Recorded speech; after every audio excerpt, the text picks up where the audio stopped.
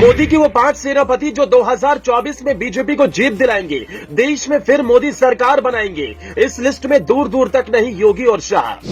जहां विपक्ष में बीजेपी, वहां संभाला मोर्चा, 400 सीटें जीतने का तैयार किया फॉर्मूला।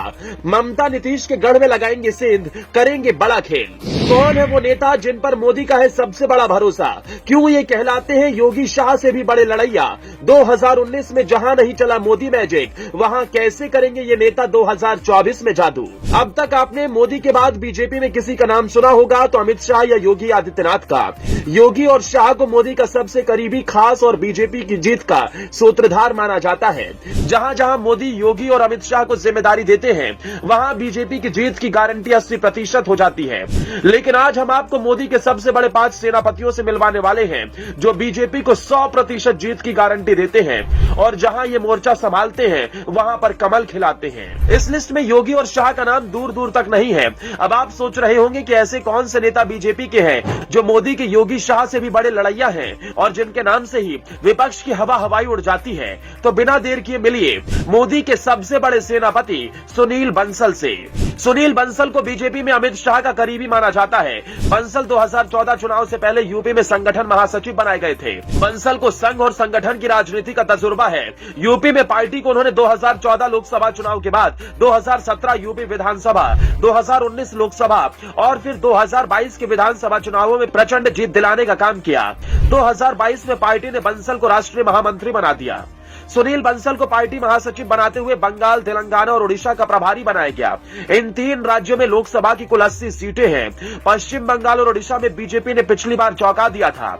इस बार ओडिशा की कुल 18 सीटों पर बीजेपी फोकस कर रही है। 17 सीटों वाली तेलंगाना में भी बढ़िया परफॉर्मेंस की जिम्मेदारी बंसल पर है।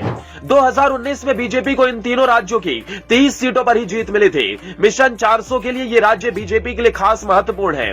तेलंगाना बीजेपी में गुटबाजी खत्म करने के लिए बंसल वहां लगातार सक्रिय हैं। मोदी के दूसरे सेनापति तरुण चुघ से मिलिए। 2012 के विधानसभा चुनाव में अपना बूथ हार चुके तरुण चुघ को बीजेपी ने तेलंगाना का प्रभार सौंपा है। चुघ राज्य की प्रदेश इकाई और शीर्ष नेतृत्व के बीच सामंजस्य बनाने का काम भी करेंगे। तेलंगाना के प्रभारी बनने के बाद से ही चुघ राज्य में सक्रिय हो गए हैं।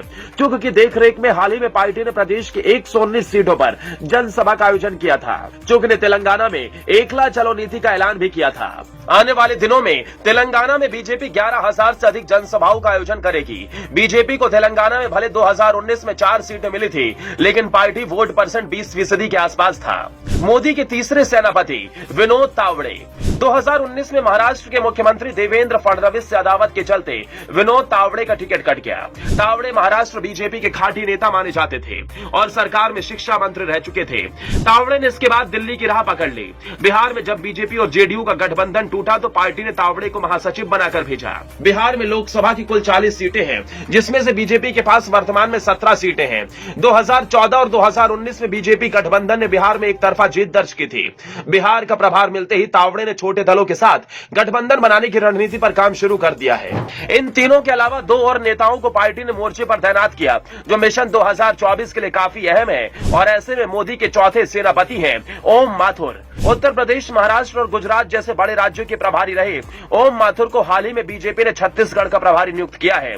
माथुर राजस्थान के रहने वाले हैं और संगठन के बड़े नेता माने जाते हैं। छत्तीसगढ़ में बीजेपी आंतरिक गुटबाजी में उलझी है। राज्य में इसी साल विधानसभा चुनाव है। पार्टी अब तक नया नेतृत्व खड़ा नहीं कर पाई। यही वजह है कि छत्तीसगढ़ के मोर्चे पर ओम माथुर को तैनात किया गया है।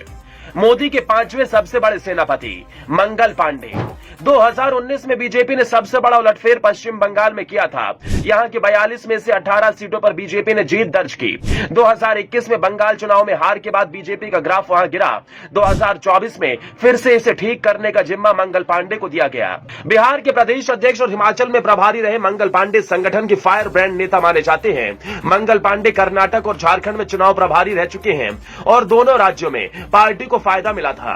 बंगाल में लोकसभा में 11 सीटों पर हिंदी भाषी वोटरों का दबदबा है, जिनमें ज्यादातर पर तृणमूल का कब्जा है। अब इनके कंधों पर जिम्मेदारी पश्चिम बंगाल की हारी हुई सीटों को बीजेपी के खाते में लाना है। ब्यूरो रिपोर्ट, अपना इंडिया।